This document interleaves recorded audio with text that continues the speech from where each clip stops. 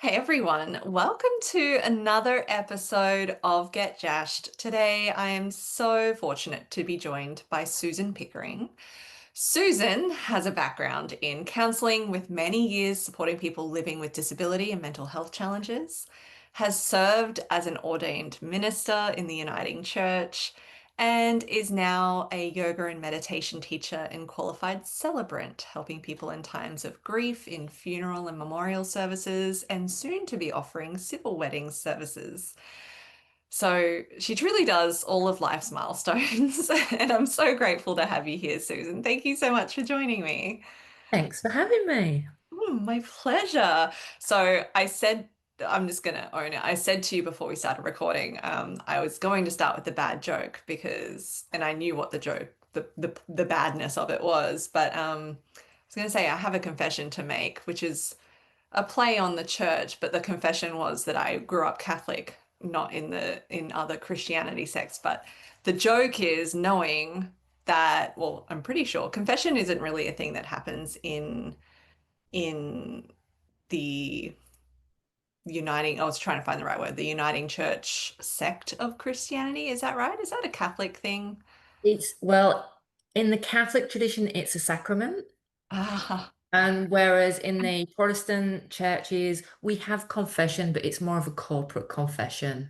So ah, the people don't have to rock up and confess their sins, but there's mm, usually a prayer of confession. right. So my joke was more around just I'm gonna just own it right here and now. I grew up Catholic, so I have a certain I respect faith and spirituality, but I have a certain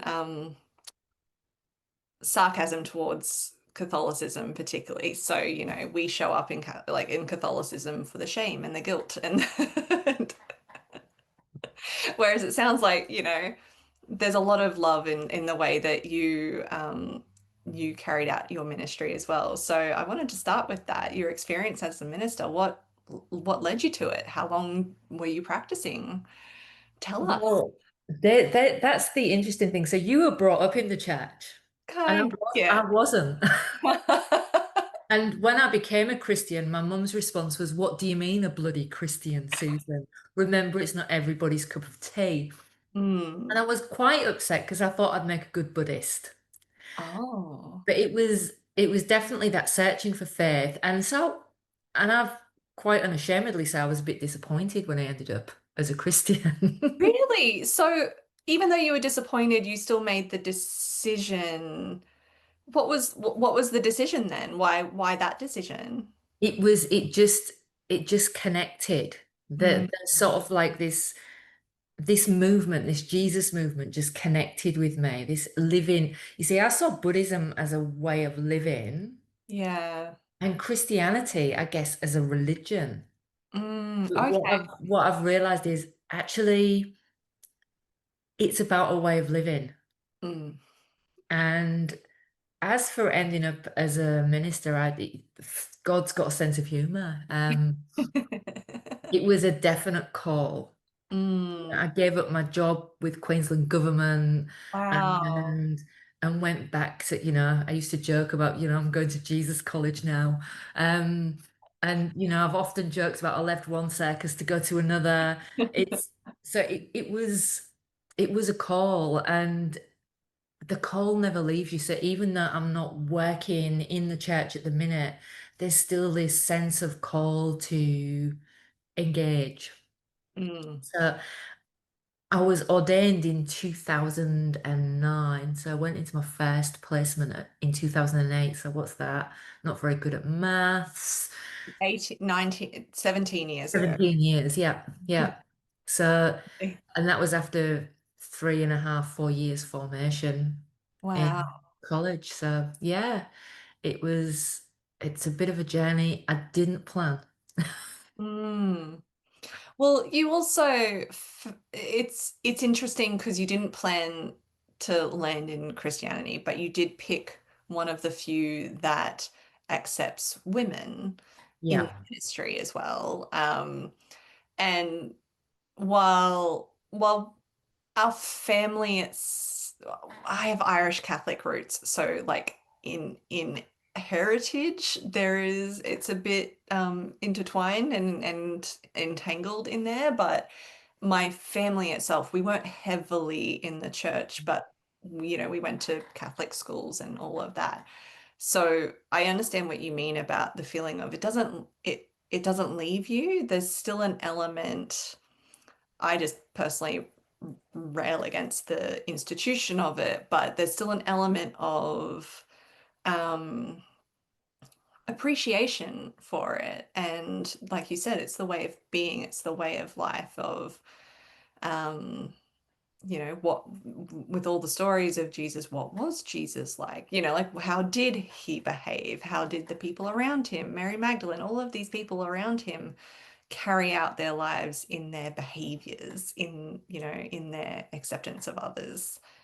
So I can see how it, in a way, I was going to say, like, I'm not going to say it makes sense because I wouldn't know, but I can see how when you did land in the one that accepts women, like, so there was a Yeah. purpose there. And if somebody had told me that 22 years ago, you're going to end up as an ordained minister, I would have laughed. I would have seriously laughed. It's like, I was quite happy going to church. I had lots of questions because I guess my field of work and the fact that inclusivity is so important to me, Mhm. I really struggled with some of the homophobic rhetoric that's in the church.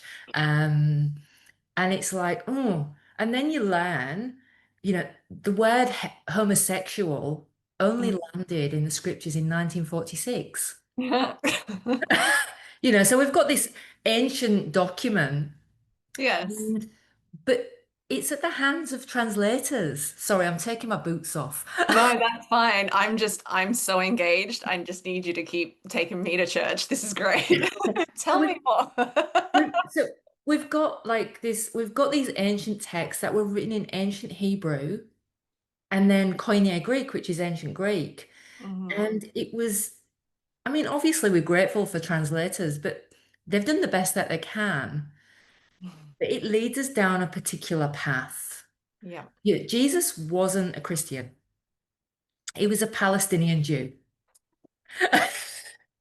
He And didn't have a and copy a of the Gospels. and a brown, potentially black man also. Not a Absolutely. white man at all. Not This is my favorite conversation by far, I think. And if we actually also go back to the scriptures, he was also a political refugee as a Yeah. child, seeking He was a asylum. political refugee. He flipped tables. Yep, Like you would know the reference better than I do. I just know the story of he flipped tables. He went in and went, not this shit, and flipped it and said no. So absolutely. And look, it's like when he goes, so sorry, I might flip about a bit, just pull me great. back. No, it's Um, fine. the triumphal entry into Jerusalem, Mm. Palm Sunday, there's no palms in the scriptures. We've created that. Um, But what people don't realize, because it's not in the Bible, is on the other side of the city, there was a military procession. Because all of these Jewish festivals, there was a risk of revolt. So the empire wanted to keep control. So when I've preached on this, I've said, so imagine you've got war horses and leather-clad soldiers with the jangling of weapons going through one side of the city. And then Mm. there's Jesus on a donkey. And for me, he's flicking the finger to the empire and saying, no. Yeah. I mean, some things never change, I guess. Just it's God, this is so refreshing. And it's just like this conversation is for the podcast, obviously. Hi, everyone listening, but getting already like 5 minutes in. I'm getting so much out of this because it's these important conversations we need to have that are outside of the dogma of the traditional church views. And I again I led with I grew up in the like in Catholic schools just because it means that I'm not always aware of like where that doesn't cross over to Christianity, like other forms of Christianity. So correct me whenever I mistake that. But the traditional church views, as you said, are quite bigoted or In lots of spaces, yeah. exclusive in the worst ways, if we want to use a gentler word that is still, let's not, but like it's quite excluding to a lot of people that seem, from what we understand and what you've already shared, just even in that short time, that seem different to what the teachings of Jesus actually were. Yeah. I mean, look, if we, again, context is just so important. The reality is the religion Christianity is down to Paul. Mm, Paul's letters were written before the Gospels. hmm. Um, they reckon Paul was probably a contemporary of Jesus, but never actually met. And so when we look at, I like to refer to the stories of the way Jesus lived as a Jesus movement. It was Mm, a movement. He didn't say you've got to give up this. You've got to do if you're swearing, you can't follow me. There was no prerequisites. It was as simple as follow me, live like me. And it was radically inclusive. mm, And with the institutional church, and let's bear in mind, until the empire took on and legalized Christianity, it wasn't safe. People literally did go to the cross, which I always laugh because I've never worn a cross as jewelry. I've worn one when I've been preaching. yeah. But if you think about what it was, it's like wearing a sort of like a little electric chair around your neck because it's a symbol of execution. It was the most barbaric form of execution. It And possibly it's one of them still. Like it's yep, not um like yeah, crucifixion is not gentle. It's not quick. no, And by all accounts, I've seen movies, no, but like by all accounts, Jesus's crucifixion as well, Jesus's death was not quick. no. It was not void of suffering. It was not void of pain and intentionally inflicted pain as well. And because it's also, like I said, sorry for flipping around. Right. I don't hold on to Jesus died for my sins. Mm, I just think that's so ego personal. You know, Jesus was a political threat. He's living life non-violently. He was a political threat and he had to be done away with.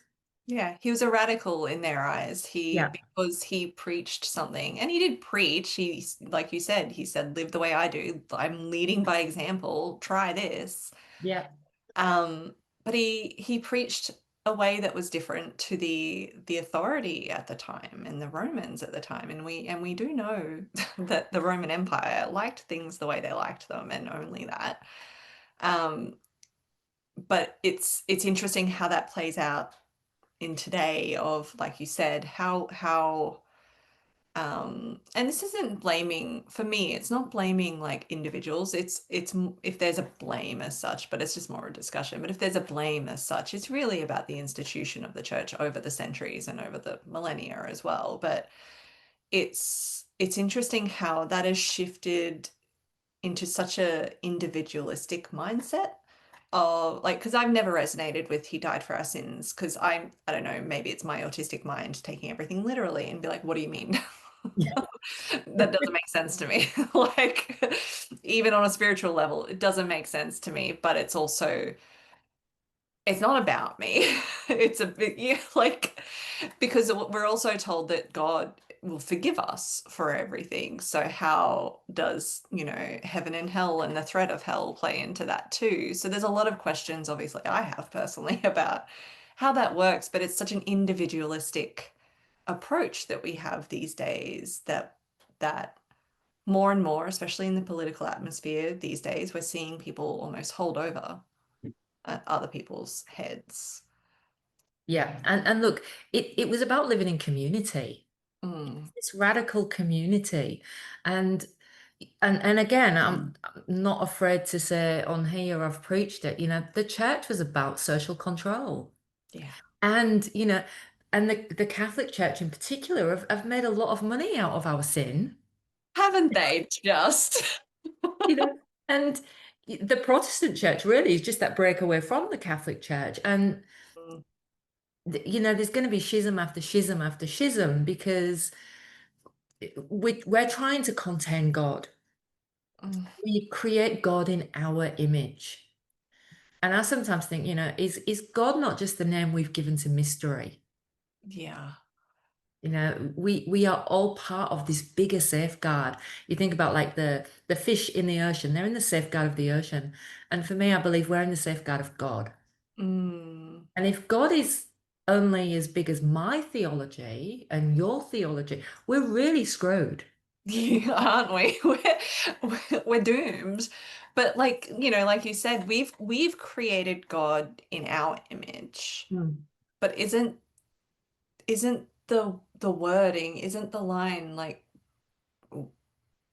we are created from God's image? So it's like, God or universe for people who have an allergy to the word God as well.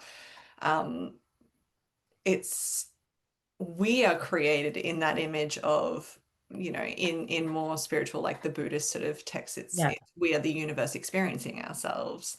So it's how can we create, like we have done this, but how can we create God in our image when we're created from God's image?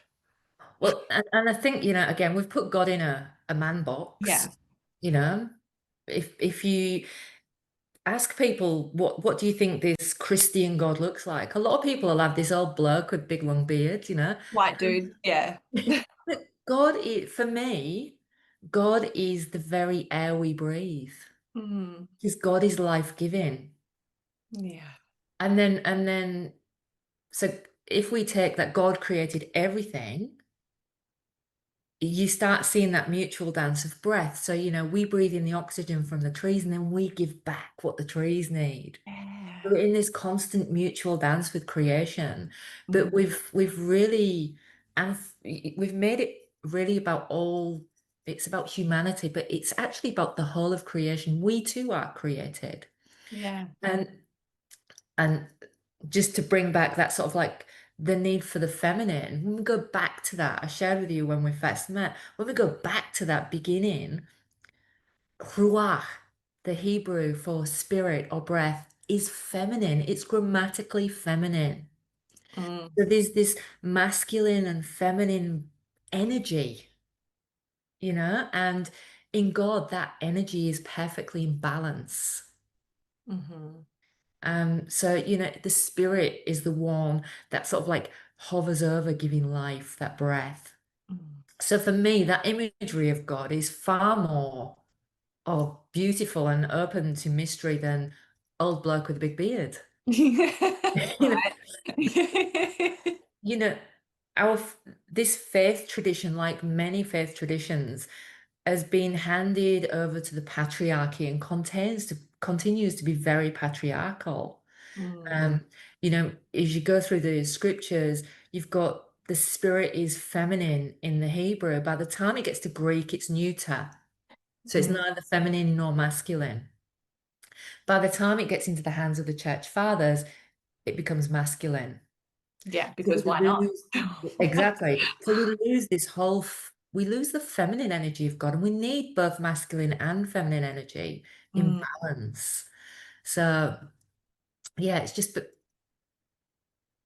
I think humanity, we've got this bit of superiority. God created us, mm. but God created everything. If we believe in that story of creation, and I don't mean literally, if we believe in that story of creation, It didn't happen in 7 days? What do you mean? well, some people still hold on to it. It did. I But think God itself led to that evolution of creation. Yes. Yeah. and again, if we go back to these ancient texts, what we have is an ancient community Mm, trying to explain the unexplainable, trying mm, to explain the mystery. Yeah. And there's different semantics from that time too, even to a couple of hundred years after. There's different words sort of start to take on their own meaning or different meanings or different understandings or usages of the word as well. So um I was going to say so challenging. It's also so easy to then, create it to your will as has happened. But it's also so challenging to really, like you said, to really grasp something when maybe there weren't really words for it. There were just analogies and things that represent what they experienced or thought they experienced or saw or felt or everything that they're like, well, it was like this because this is the closest thing I've got. And our English is really quite restricted because there's so the Elohim is really quite plural, but it's used for God. And Mm, then there's Yahweh. yeah. And so there's all of these different names, and you find it in the Hebrew, but we have one word, Mm, God. yeah. And it's like, so in the Greek, there's a passage where Jesus says to Peter, "Will you love my sheep?" And Peter's like, "Yep." He asks again, "Will you love my sheep?" "Yep." And then it's like, "Will you love my sheep?" I've told you already.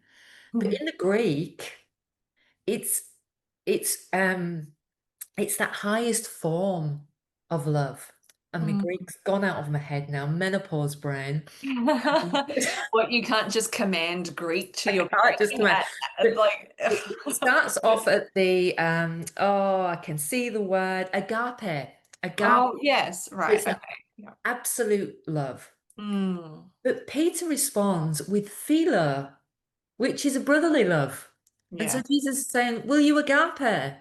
And Peter's going, "Yeah, I'll philo." And so in the end, Jesus goes, "Will you feel?" So we lose all of that, those little nuances throughout the scriptures. Mm, And I guess when I was at theological college, I'm sort of like going, why do I know any of this? I've been yeah. to church.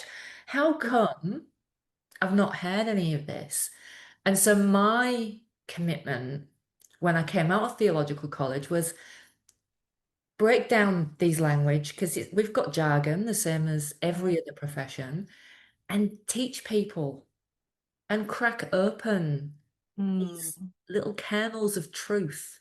So mhm, again, we've got the Bible is fact. Well, no, but within it is a kernel of truth yeah. if we dare to grapple with it.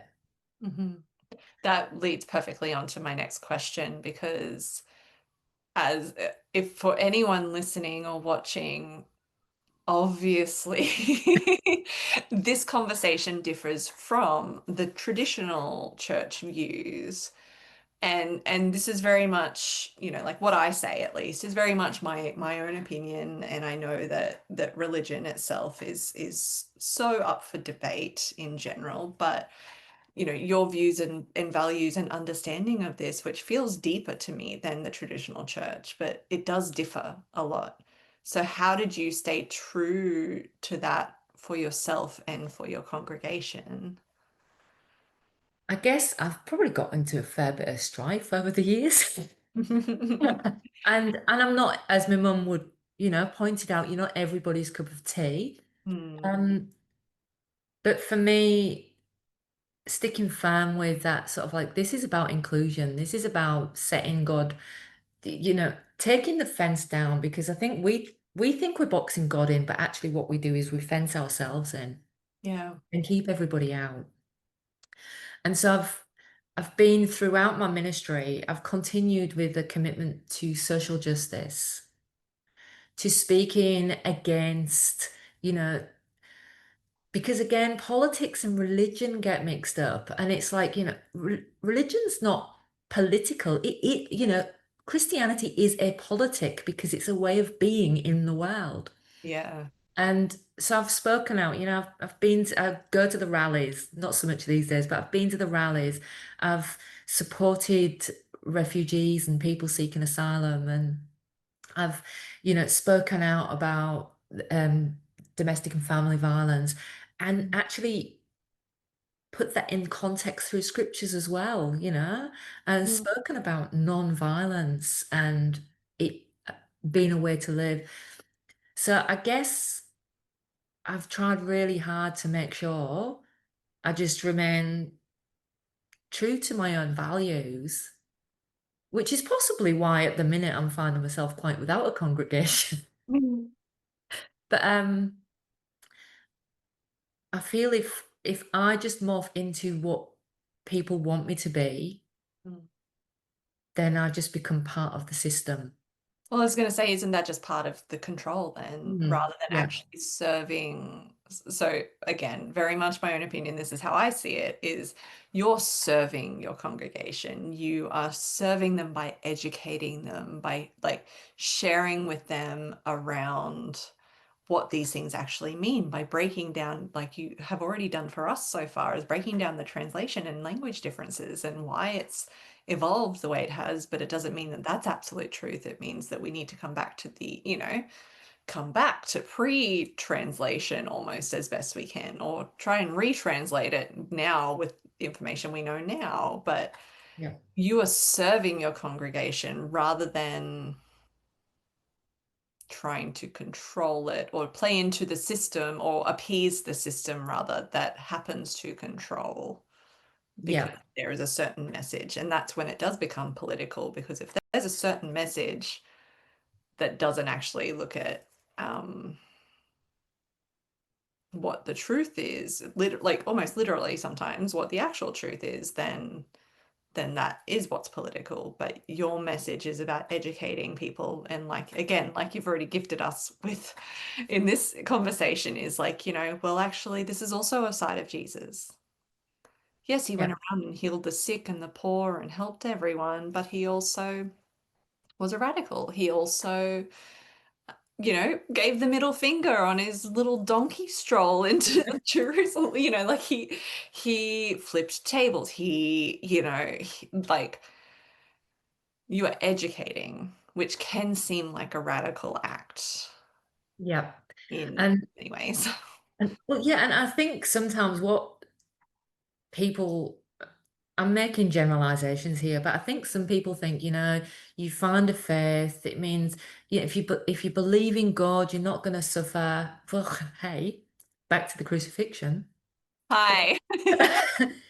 we we we still have to go through the ebb and flow of life, and Mhm. there's still going to be difficult times. But it's like even the word believe, and Mm, I wrote a blog on this not long ago. Believe now has this very intellectual, understanding. If we believe something, we believe it. mm. This was of the heart. This was trusting in God. Yeah. This wasn't about, yep, I believe it and I can draw you a picture to show you. This is about I am trusting. I'm trusting in these ancient stories and in this life of this man that, whether you believe Jesus was Son of God or not, I guess we go down another rabbit hole then. What does incarnation mean? Yeah. You know, Oh God. did Jesus simply embody the characteristics of God? Yeah. And so there's all of these, but we've got to be unafraid to go there. It's almost what it sounds like is you have this belief, which is really a faith, which is what faith is. Faith Mhm. is, how do I want to say it? Faith is like trust without knowing, but you still trust anyway. It's Yeah. not, I'm gonna pretend it's a that, but you have this faith and this belief, and this sect of Christianity is your conduit Mm. because it allowed you as a woman, like the very pragmatic, functional things of allowing you as a woman to actually enter into it and, you know, become involved in that way is a conduit. But, and correct me if I'm wrong, but it almost sounds like, while that is important that it, in that way, it almost sounds like the church or the denomination itself is less important than Yeah. the faith and the belief. It just happens to be that this was the one that allows you to like allows it to be your conduit. Yeah. Yeah, I think you've hit the nail on the head there. I mean, I'm committed to my faith, Mm. not the institution. Yeah. Yeah. But it's within I guess it's within the institution that allows me to express that faith and and again, I don't, I've never from the pulpit said, this is how you are to live. Mm. I've come at it from, this challenges the way we live. And what do we need to think about? What do we need to let go of to enable us to live that way? And we Mm. each have our own journey. We each have our own, you know, things that we need to surrender. Um, so every time I preach, yeah, I can definitely connect some of the stuff that's going on in the world, Hmm. but it still comes down to individual journey. And what is it that we need to wrestle with? Yeah. Rather than just turn up, be told, Jesus loves you. Um, this is what you must do. It's about, okay, so it's saying this. What do we need to surrender? What do we Mm. need to rethink? Because if this is the living word, which it often gets referred to, that Hmm. means it has to be applicable in every context. And how can homophobia, racism, sexism, how can any of that be involved in our faith? Because it's just not there. It's not promoted. It was radically inclusive. Yeah. I always like to talk about, sorry, and stop me if I'm waffling. No, keep going, please. There's the bit where the woman calls to Jesus and wants her daughter healing. Mm. And initially, Jesus doesn't respond. And eventually he does. And he engages with her and he says, I've come for the children of Israel first. And the woman responds with, do not even the dogs get the crumbs from the table. Now that I've had that preached on as like Jesus was teaching the disciples. He didn't respond straight away because he was hoping the disciples would step up. Mm. I suggest Jesus was a first century man and was ignoring the woman, and she challenged him and she corrected him. And that for me is like that seems far more feasible than Jesus testing the disciples. Well, yeah, because it's far more likely because he was human still. Yeah. There's a friend of mine who is a Mary Magdalene priestess, and I learn a lot from her too. But she says, like, I'm referencing her because she says this all the time, is to be fully human and fully divine, fully human and fully divine. And Mm. Jesus was that. He was human still, and like you said, he was a first century man, Yep. and he, as divine as he was or is, he was still human and flawed, I'm sure, Yeah. in many ways. I'm sure as a kid he spoke back to Mary, like I'm sure that there were very human moments, and the difference is he chose to learn from them as he learned, as he went along. Yeah. That's what I'm taking from that story, at Yeah. least. Yeah. Absolutely. And I think again, what we do is we elevate the divinity and Mm, then we turn around that we can't possibly live as Jesus did because we're just humans. Well, so is yeah. Jesus. It's like we He was stop fully ourselves. God. Yeah, we stop ourselves from being able, it's almost like we give ourselves and I'm speaking very generally here, but we give ourselves an out before we even try.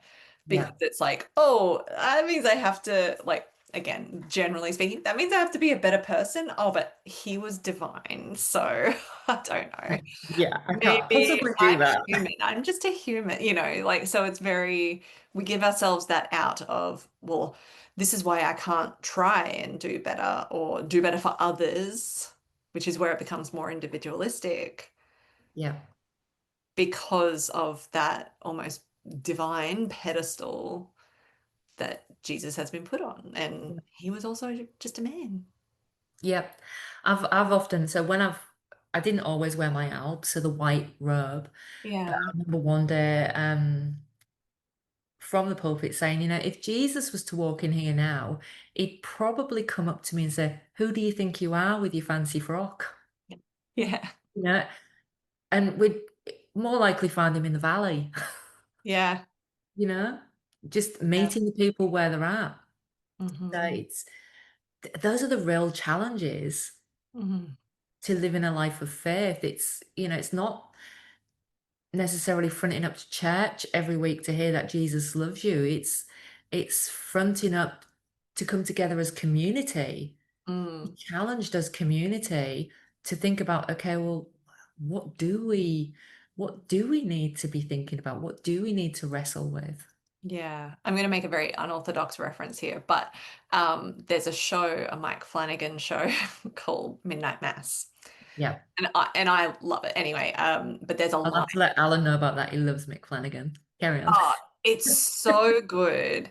And this has got like it's Midnight Mass, so it's Flanagan, like Flanman basically wrestling with his own religious anyway. But there's a line in it that I'm not going to get it verbatim, but it's something like, "You're just mad that God or Jesus loves all of the rest of us just as much as he loves you." And it was to the very pious character. So, like, it's sort of, it makes me think of that in some way of, like you said, when people go to church every week, and that's not a criticism, if that, like, religion has saved a lot of people also. Yeah. It is saved so many people. So it can be so important. But when people go to whatever their church is every week, just to be told things like Jesus loves you, that becomes an individualistic thing, and we forget about how do we then take that love and let it channel through us to serve other people because Jesus loves all of us equally. In that faith, Jesus loves all of us equally, not just. So Yeah. I always think of that line, and there's days if I'm feeling, snarky because I've seen like the Bible play a role in political decision making, and I'm annoyed at it, whatever it is. Like there's days where I'm feeling snarky where I think about that and go, that's so interesting. Or there's days where it's almost a comfort. And this is me as not really a religious person, but as like oh, Jesus, God, universe, spirit, source, whatever Yeah. the word is, or even if there's a lack of word for it for some people, we are all taken care of the same. We are all cared about the same. We are all, you know. That because I really don't buy into the concept of heaven and hell. I see that as part of the control. Hmm. If people think they're gonna burn forever, and Jesus never preached about hell. So No. I always say, people like that concept as long as if they're going to arrive in heaven, it's only the people that they like are there, Yeah. you Uh-huh. know?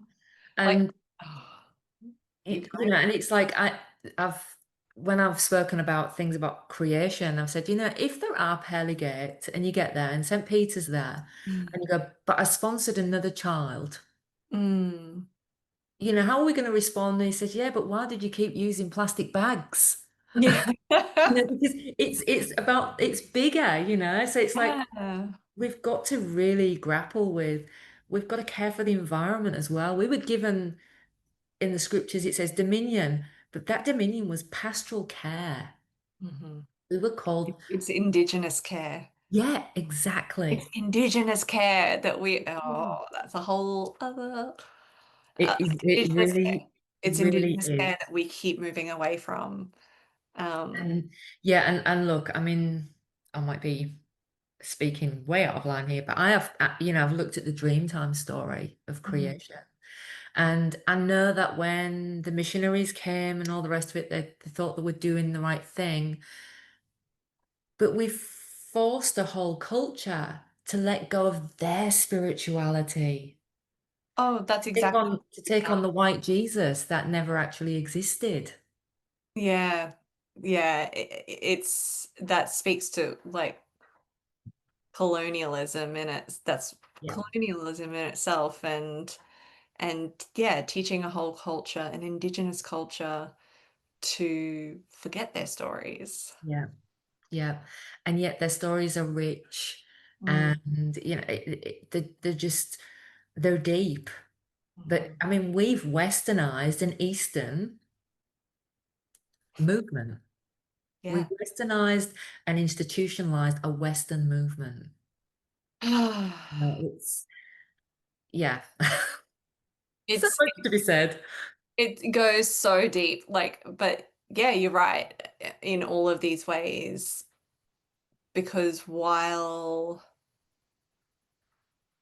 it's like, and I feel like I can say this because we spoke about this beforehand as well. Like, it's not that we're shitting on people of faith or No. religion itself. It's not that at all, but the way that we have individualized it, and even religious sects, I think as well, we have individualized them, so they're in their own silos rather than looking at what makes them all connected and what actually brings all of them together. And and this is the way, again, this is my understanding of it, not having studied theology beyond just what I've learned by default, but it's the commonality across all religions is treat others how you want to be treated and be kind and caring. The Genuine. golden rule.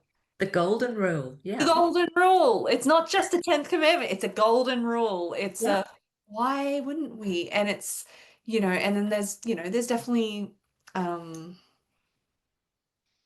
disagreeable content in each religion, like like, but that's the golden thread that connects it all. And rather than looking at, oh, this is what connects us, what can we learn, what can we learn from ancient indigenous practices? Like, we have the oldest living culture Yeah. here in Australia, the oldest living indigenous culture that is beyond 60,000 years old. It is beyond that.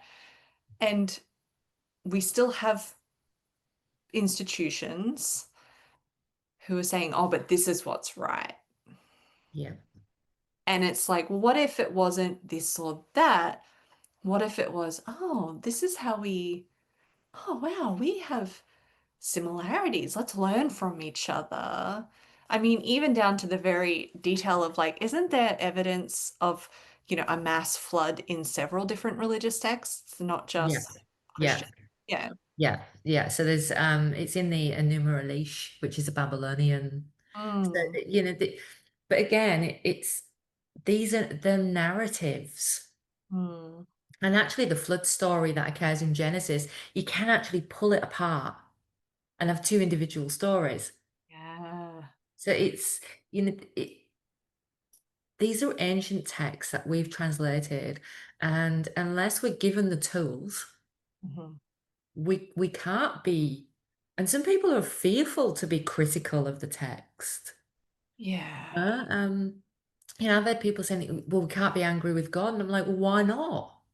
Because if God is beyond our finite minds, I think God's big enough To hold that. to hold that." Yeah, it's Like, it's the people who, like, rightly so, feel angry and resentful when they lose a child, or when yeah, horrible, awful things happen, and they're like, how can God allow this? And again, rightly so, because that's the man-made God. I don't have the answer either. I don't know. But it's the man-made God that we keep likening that to, where it's, yeah, yeah. people And I are mean, allowed to be angry. that example of losing a child, and there's been so many sort of like pious phrases I'm not even going to give any air to that Mhm. get thrown out, and it's like, no, it's like this is shit. Yeah, it gets to be shit because we're Yeah. still human. And people are suffering, and we no throwaway line is going to reduce people's suffering. Mhm. It's But deep listening and compassion yeah, and empathy will bring healing. it's And like the thoughts and prayers of, in the face of genocide and things like that. It's the thoughts and prayers in the face of that. It's like, I understand that maybe the intention is there. But I think, where is the real deep conversation and the compassionate conversation? yeah, there was, you just reminded me, there was an ad campaign for the Tia, I think it was for the Tia Foundation. Mm, Years ago, and it had a starving child on, and it said, children can't eat sandwiches, children can't eat prayers. mm, hmm. So prayer is an important thing. I Yeah. believe it can bring about transformation, but Mm. it's like you don't throw somebody who's drowning a sandwich No, because you it's get, not going to do them any good.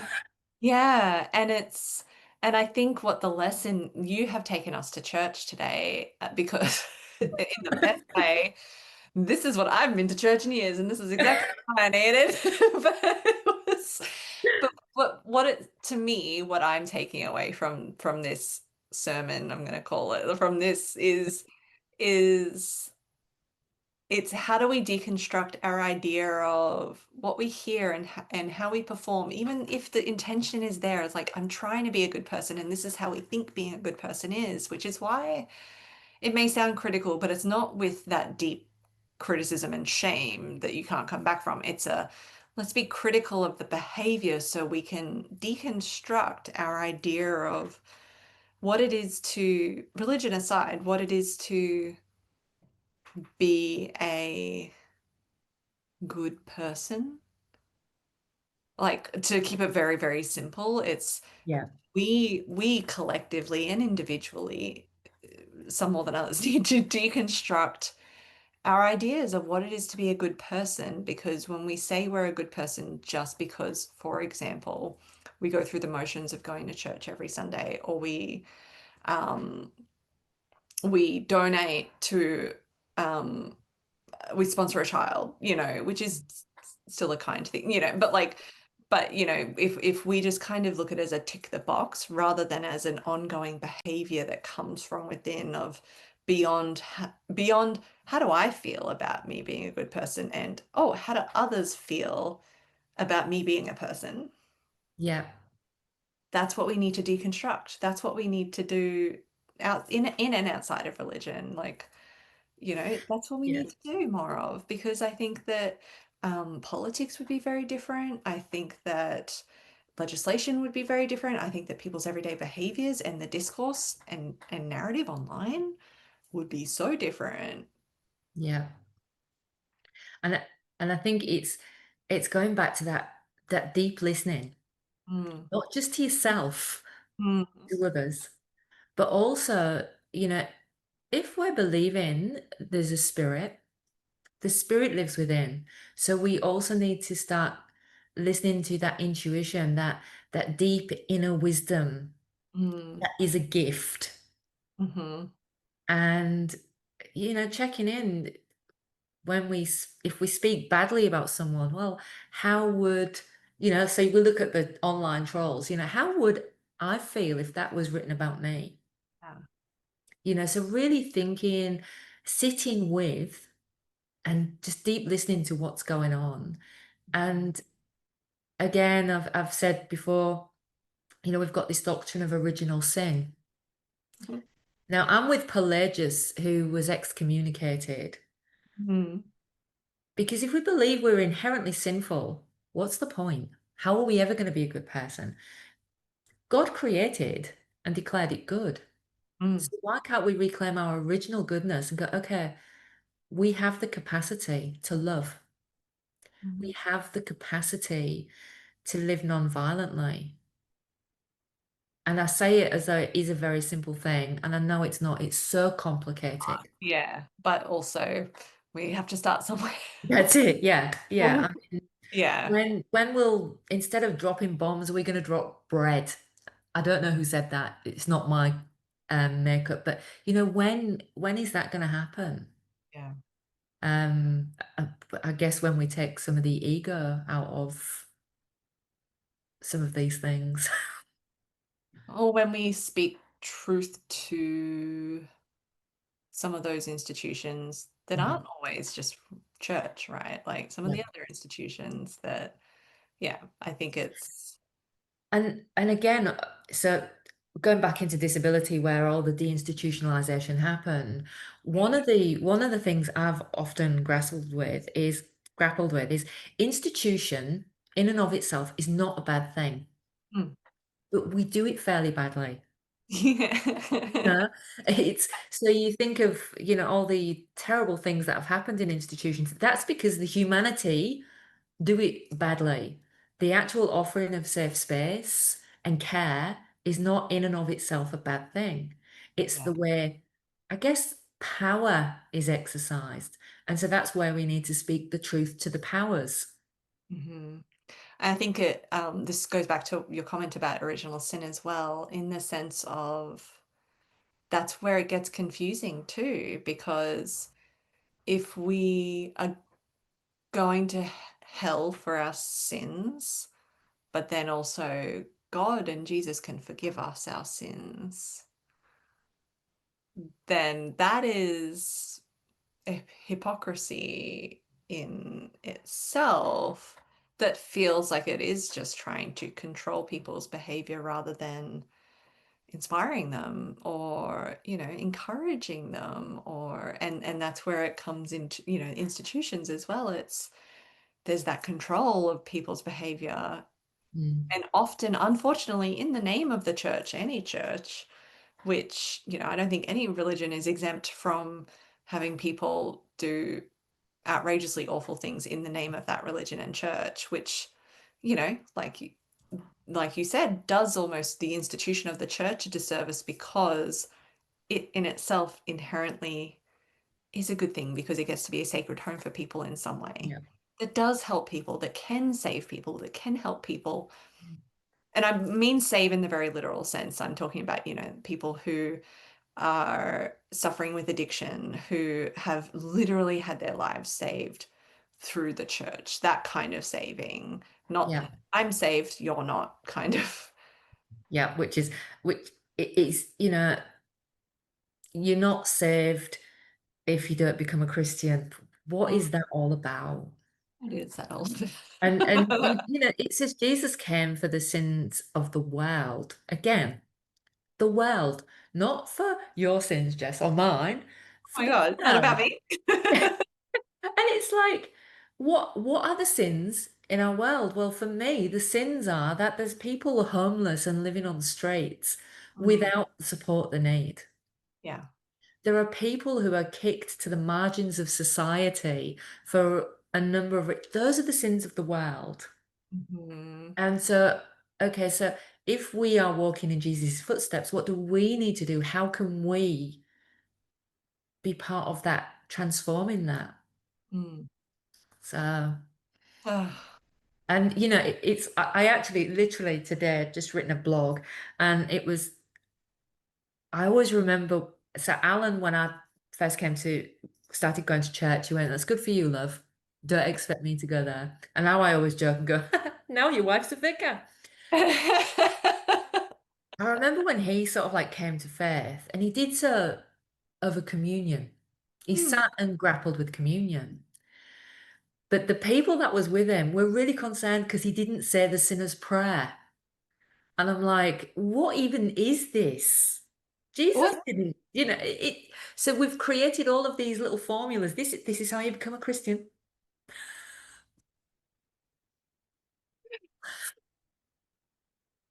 We're so, and I think humanity, like our behaviors, there's a lot to be said about rituals. Like we need rituals, I think. Like there's a lot of even research, like academically, into our how we thrive with ritual, and or how we tend to thrive a lot more with ritual. But when we then use it as a when we use ritual as a way to gatekeep Yeah. people's access to what feels useful and good for them, that is of no harm to anyone else, that feels restrictive again. Yeah. And it is, I don't know what we're trying to protect. We put rules around things. So Mm, one of my invitation to communion was come not because I invite you or the church invites you, come mm, because Christ invites you. yeah. Come and share communion because Jesus invites you, not me. It's not the church. This is a Hmm. gift. Come and Yeah. share. Yeah. And it's like you say, ritual, we all engage in ritual, just sometimes we do it really unconsciously.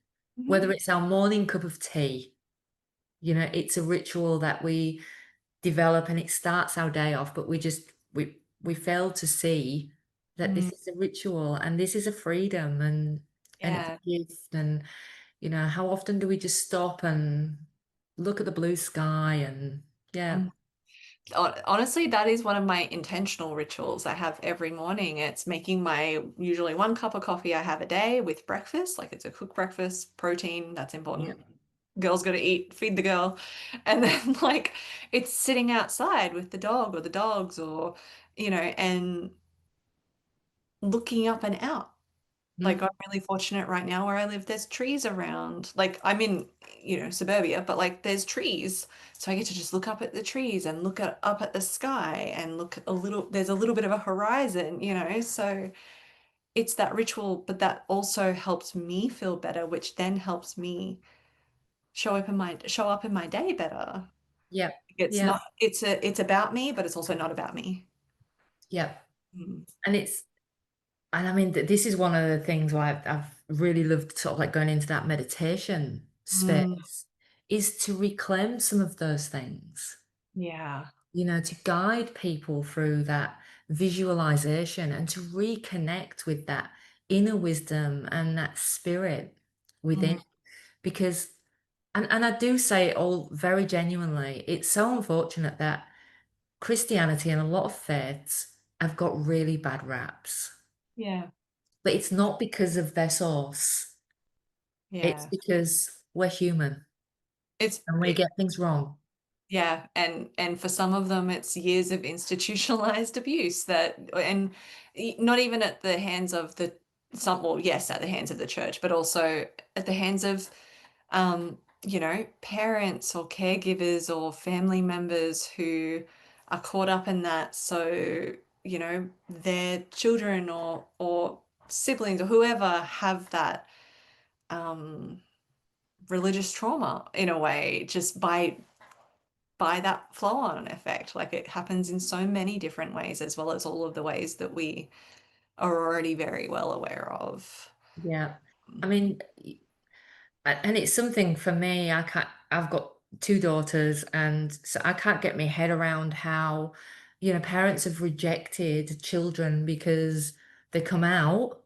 Yeah. And I'm going, oh, well, so for me, I can't get my head around it, but it's what's being taught. It's what has been taught from the Bible as God's actual word. God put pen to paper and Mhm. wrote the book. No.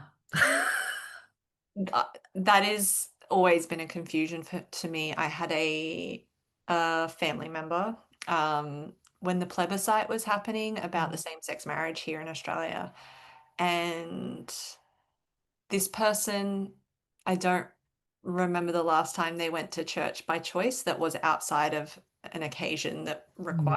that involved church. And they used that upbringing as a reason for why they were voting no in the plebiscite against same-sex marriage because, it was like, and that is such a cognitive dissonance to me that I will never understand because it's controlling someone else in the name of something that in this case, it's like, well, there's not even a practice. That's just an unconscious dogmatic belief that isn't being reassessed in any way or, considered in terms of the impact that that can have. And so really, and what you're getting then is people taking faith and making it into some superior moral. That's not my way, so it's the highway. That is the crux of this entire Yeah, conversation, too. Like yeah. that is the crux of the entire issue as well of exactly what you said. It's when we place our own faith as the superior morality at Yeah, the expense of other people. yeah. And like I said, in that particular area, it wasn't even in the scriptures until 1946. Mm. So yeah, and that's one issue that often gets grabbed hold of. But it's like I think Stephen Fry put it the best way. You know, he says people get so offended with the word fuck. Mm, Why are we not outraged at words like war, mm, rape, abuse? yeah. And so things like that really grab me and I go, oh yeah, you know, Yeah. We're outraged by the wrong things. yeah, absolutely. There's so many atrocities in this world, but what we do is we grab onto the moral high ground. I don't swear, and I don't believe in this, and I don't believe it's like there's so many atrocities going on in our world that we ought to be outraged about, and Mm, our faith ought to encourage us to be outraged about the right things. yeah. You know? Mm. And I love that you shared that with your congregation as well. Like it sounds like you were quite open in not just, the definition and etymology of certain words that were translated in certain ways, but also talking about these things like equal rights, like same-sex marriage, like homophobia and transphobia and bigotry and racism and actually shining a light on it. And it's also a really loving way to do it because, as a minister to a congregation, there is a really loving element to that of oh, I'm trying to show you something, not control you, but I'm trying to show you something. I'm trying to literally teach you something. Yeah, and again, if you think about Jesus was the light of the world. Well, when you shine light on injustice, you expose it, Yeah. Yep. and then change can happen. But if we don't expose it, Mhm. there's no transformation. And I prefer transformation to change because Yeah. transformation just seems so much deeper, and it's not just a quick change. It's this deep process of transforming. Mm. It's the difference between like flicking a light switch, which is just change. That's what we see. But the transformation is literally what happens behind the wall. Yeah, I don't know why that analogy came to mind, but it's like, yeah, that's it's it. a good one. Thank you. Sometimes they work. But yeah, it's like, oh, change is just what we see is flicking the light switch and it's on and off. But the transformation, literally, it's like transformer is an electrical term too. So I'm astounded this worked.